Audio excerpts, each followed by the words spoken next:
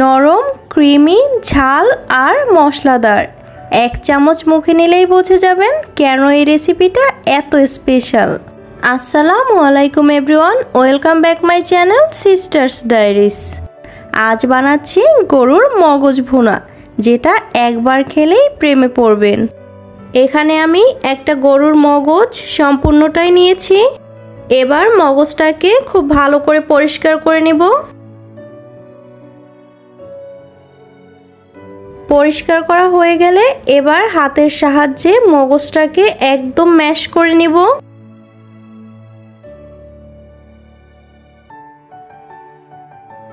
এই যে মগজটা কিন্তু ম্যাশ করে নেওয়া হয়ে গেছে। এবার মূল রান্নায় চলে যাব। চুলায় একটা প্যান বসিয়ে নিয়েছি। এবার দিয়ে দিচ্ছি কিছুটা রান্নার তেল, দিয়ে দিচ্ছি 3টে তেজপাতা, 3-4 টুকরো দারচিনি আর 3-4টে লবঙ্গ। এবার এই মশলাগুলোকে কিছুক্ষণ একটু ভেজে নিব। দিয়ে দিচ্ছি 1 কাপ পেঁয়াজ কুচি। এবার পেঁয়াজটাকে 2 মিনিটের মতো একটু ভেজে নিব।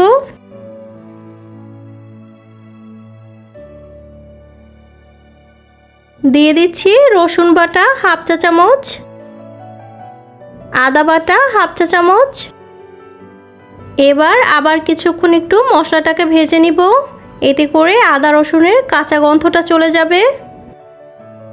আপনি মশলাটা যত ভালো করে কষাবেন আর যত সময় নিয়ে কষাবেন, আপনার রান্নার টেস্ট কিন্তু ততই ভালো আসবে।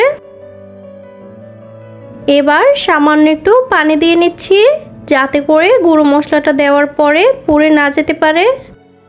দিয়ে দিচ্ছি এলাচ গুঁড়ো 1/2 চা চামচ, গরম মশলা গুঁড়ো 1/2 চা চামচ, লবণ 1 চা চামচ, ধনিয়া গুঁড়ো 1/2 চা চামচ, হলুদ গুঁড়ো 1/2 চা চামচ, লাল মরিচের গুঁড়ো 1 চা চামচ। এবার এই মশলাটাকে খুব ভালো করে কষিয়ে নেব। মশলাটা কিন্তু খুব ভালো করে কষানো হয়ে গেছে। এবার ম্যাশ করে রাখা গরুর মগজটা এখানে দিয়ে দেব। মগজটা দিয়ে এবার ভালো করে নাড়াচাড়া করে মশলার সাথে মিশিয়ে নেব। এবার 5-7 মিনিট সময় নিয়ে মগজটাকে খুব ভালো করে কষিয়ে নেব। মাঝে মাঝে কিন্তু নেড়ে চেড়ে নিতে হবে, না হলে কিন্তু নিচে লেগে যেতে পারে। মগজটা কিন্তু কষানো হয়ে গেছে। এই যে মগজটা থেকে কিন্তু তেলটা একদম ছেড়ে দিয়েছে। এবার এখানে কিছুটা পানি দিয়ে দেব।